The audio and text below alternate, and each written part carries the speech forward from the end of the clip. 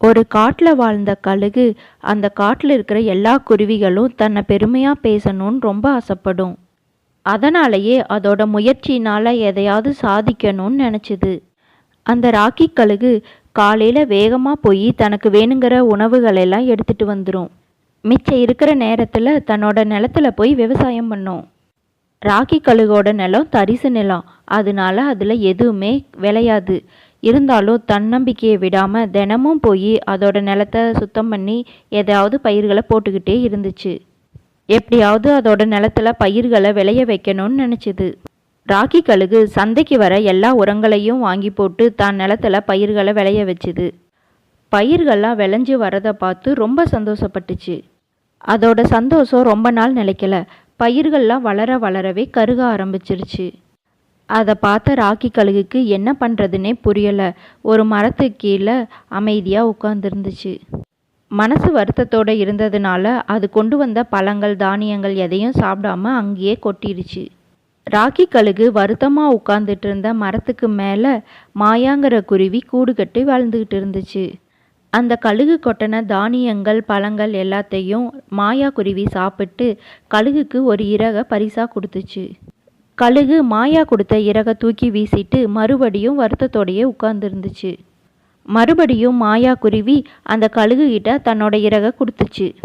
முட்டாள் குருவியே, நானே என்னோட பயிர்கள்லாம் அழிஞ்சு போயிடுச்சின்னு வருத்தத்தில் இருக்கேன், நீ வந்து என் கூட விளையாடிட்டு இருக்க. அதை எதையும் காதில் வாங்காத மாயா மறுபடியும் அந்த கழுகுக்கு இறகை தூக்கி கொடுத்துச்சு.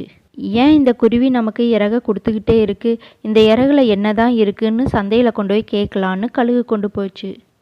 சந்தையில் அந்த இறகை பார்த்துட்டு தங்க இறகுன்னு சொன்னதும் அந்த கழுகுக்கு ரொம்ப சந்தோஷமாயிடுச்சு.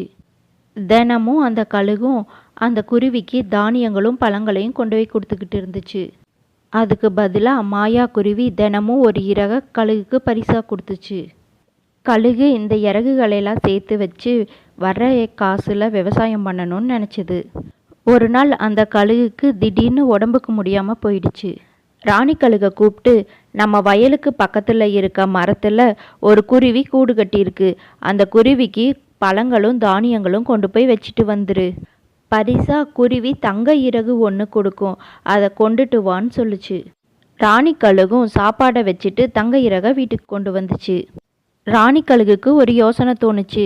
தினமும் ஒவ்வொரு இறகா எடுத்து நம்ம எப்போ பணக்காராகிறது, பேசாமல் அந்த குருவிக்கிட்ட இருக்கிற எல்லா இறகையும் பிச்சு சந்தையில் விற்று நம்ம பணக்காராயிடணும்னு முடிவு பண்ணுச்சு.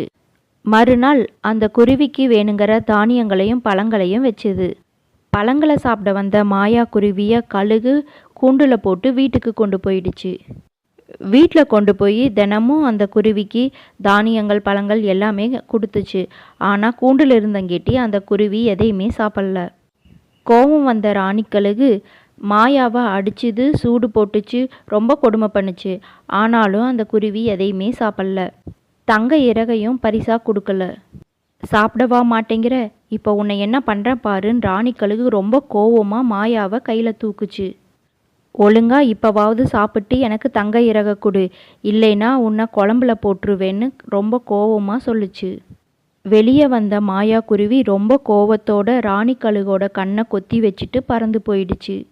இதை பார்த்த ராக்கி, உன்னோட பேராசை குணத்தினால எனக்கு தினமும் கிடச்சிட்டு இருந்த ஒரு தங்க இறகும் போயிடுச்சின்னு வருத்தப்பட்டுச்சு. பேராசை குணம் நம்மளை மட்டும் இல்லாமல் நம்ம சுற்றி இருக்கிறவங்களோட நன்மையையும் கெடுக்கும். பேராசை பெரு நஷ்டத்தையே ஏற்படுத்தும்.